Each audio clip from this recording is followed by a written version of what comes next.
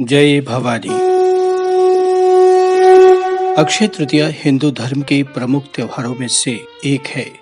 मान्यता है कि इस दिन किए गए पुण्य कर्म कभी नष्ट नहीं होते हैं।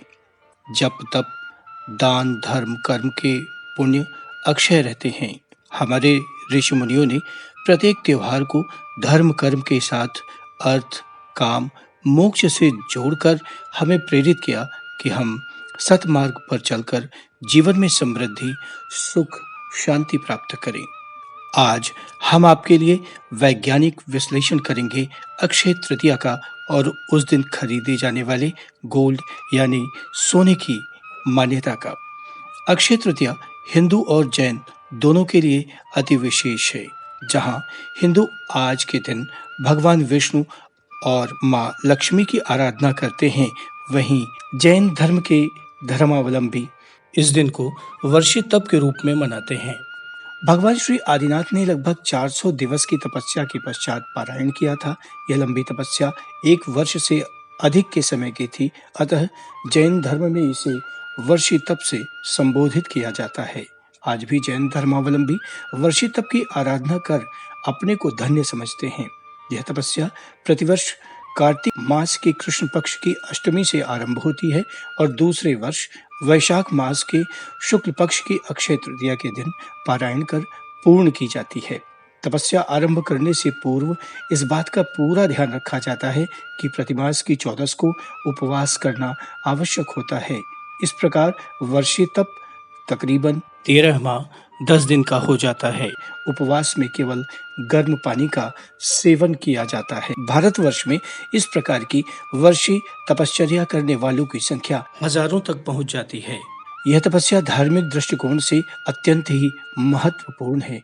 वहीं आरोग्य जीवन बिताने के लिए भी उपयोगी है। संयम जीवन यापन करने के लिए इस प्रकार की धार्मिक क्रिया करने से मन को शांति, विचारों में शुद्धता, धार्मिक प्रवृत्तियों में रुचि और कर्मों को काटने में सहायता मिलती है। इसी कारण इस अक्षय तृतीया का जैन धर्म में विशेष धार्मिक महत्व है। मन वचन एवं श्रद्धा से वर्षी तप करने वालों को महान समझा जाता है। हिंदू मतावलंबी अक्षय तृतीया को भगवान विष्णु के छठे अवतार भगवान परशुराम की धरा पर अवतार लेने के रूप में मनाते हैं। 7 चिरंजीवी यानी जिनकी मृत्यु नहीं होती, उनमें से भगवान परशुराम भी एक हैं, जो पृथ्वी को अपने गुरुदेव को दान देने के बाद से उड़ीसा के महेंद्रगिरी पर्वत पर आज भी निवास करते हैं। हिंदू धर्म ग्रंथों में वर्णित है कि पांडवों के वनवास के समय भगवान श्री कृष्ण ने अक्षय तृतीया पर द्रौपदी को एक ऐसा अक्षय पात्र प्रदान किया था जिससे पूरे ब्रह्मांड के समस्त प्राणियों को स्वादिष्ट व्यंजन परोसा जा सकता था। महाकाव्य महाभारत के रचयिता महर्षि वेदव्यास ने अक्षय तृतीया को ही गणेश जी के सहयोग से महाभारत की रचना आरंभ की थी।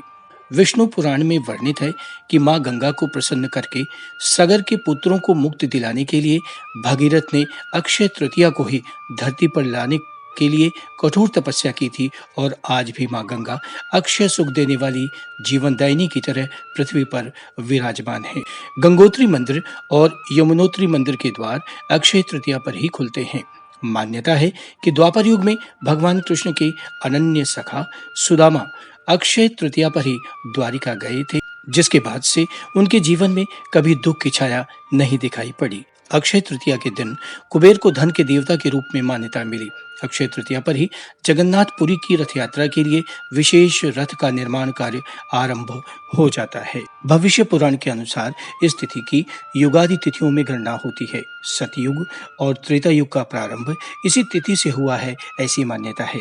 भगवान विष्णु ने नर नारायण, हयग्रीव और भगवान परशुराम के रूप में इस धरती पर अवतार लिया था। इस दिन श्री बद्रीनाथ जी की प्रतिमा स्थापित कर पूजा की जाती है और श्री लक्ष्मी नारायण के दर्शन किए जाते हैं। प्रसिद्ध तीर्थ स्थल बद्री नारायण के कपाट भी इसी तिथि से पुनः खुलते हैं। वृंदावन में स्थित श्री बांके बिहारी जी मंदिर में भी केवल इसी दिन विग्रह के चरण दर्शन होते हैं, अन्यथा वे पूरे वर्ष वस्त्रों से ढके रहते हैं। इसी दिन महाभारत का युद्ध समाप्त हुआ था और द्वापर युग का समापन भी इसी दिन हुआ था, ऐसी मान्यता है।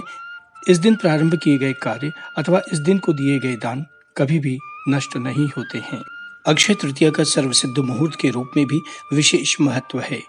मान्यता है कि इस दिन बिना कोई पंचांग देखे भी कोई शुभ और मांगलिक कार्य, विवाह, गृह प्रवेश, वस्त्र आभूषणों की खरीदारी या घर, भूखंड, वाहन आदि की खरीदारी से संबंधित कार्य किए जा सकते हैं। नवीन वस्त्र, आभूषण आदि धारण करने और नई संस्था, समाज आदि की स्थापना या उद्घाटन कार्य भी सर्वश्रेष्ठ माना जाता है। पुराणों में वर्णित है कि इस दिन पितरों को किया गया तर्पण और पिंडदान अथवा किसी और प्रकार का दान अक्षय फल प्रदान करता है। ऐसी मान्यता है कि इस दिन गंगा स्नान करने से और भगवान की पूजा करने से समस्त पाप नष्ट हो जाते हैं। यहाँ तक कि इस दिन किया गया जप, तप, हवन, स्वाध्याय और दान भी अक्षय हो जाता है। ये तिथि यदि सोमवार और रोहिणी नक्षत्र के दिन आए तो इस दिन किए गए दान, जप, तप का फल बहुत अधिक बढ़ जाता है। पद्म पुराण के अनुसार अक्षय तृतीया को अपराह्न व्यापिनी होनी चाहिए, यानी कि यह अपराह्न में अवश्य होनी चाहिए। इसके अतिरिक्त यदि यह तृतीया मध्याह्न से पहले शुरू होकर प्रदोष काल तक रहे तो बहुत ही श्रेष्ठ मानी जाती है।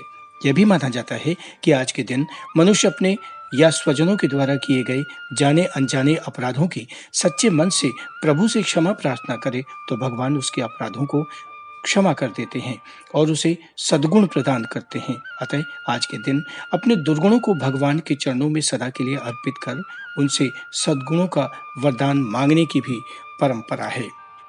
अक्षय तृतीया के दिन प्रत्येक प्राणी को अपने पूर्वजों के निमित्त दान करना चाहिए। उनकी स्मृति बनाए रखने से जीवन के पितृदोषों का शमन होता है। दिए गए दान से पितृदोष शांत होते हैं। जिन कन्याओं के विवाह में विलंब हो रहा हो, उनके माता पिता को किसी अन्य कन्या के विवाह में कन्यादान करने से उनकी पुत्री का भी शीघ्र विवाह हो जाता है। धार्मिक अनुष्ठान की विधि बताने से पूर्व सोना खरीदने के पीछे छुपी हुई वैज्ञानिक मान्यता का अब विश्लेषण करते हैं।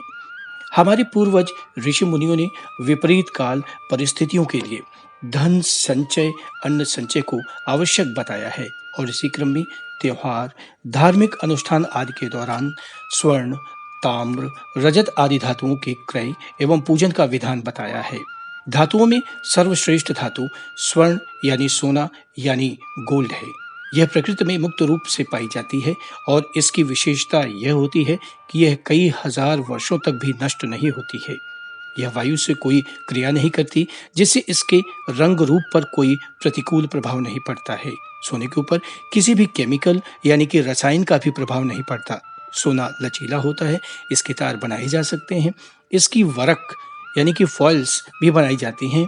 प्राचीन काल के प्रमुख चिकित्सक चरक ने स्वर्ण और स्वर्ण भस्म को अपनी चिकित्सा में विशेष स्थान दिया है। स्वर्ण और स्वर्ण भस्म बल बुद्धि वर्धक होती है। चाणक्य ने अर्थशास्त्र में भी सोने के विभिन्न गुणों का वर्णन और उन्हें शुद्ध करने की विधि अपनी पुस्तक अर्थशास्त्र में लिखी है।